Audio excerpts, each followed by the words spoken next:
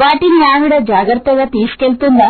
వైశాలి, మా అమ్మ సామాన్లు కార్గోలో వేసి డబ్బులు అమెరికా డాలర్లుగా మార్చి ఎయిర్పోర్ట్ కు వస్తుంది. మనం అమెరికా వెళ్లేసరికి సామాన్లన్నీ అక్కడ ఉంటాయి. ఇలా మరో కారులో వైశాలి, చరణ్ వాళ్ళ వదిన వసుంధర కలిసి వెళ్తారు. చరణ్, వసుంధర, దుర్గమ్మ ఎయిర్పోర్ట్ రాగానే మాస్కులు ధరిస్తారు.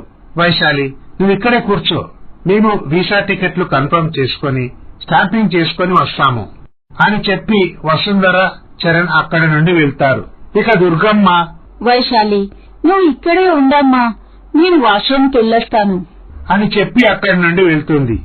అలా వెళ్లిన వారు గంటసేపైనా తిరిగి రాకపోవడంతో వైశాలి కంగారు పడుతుంది.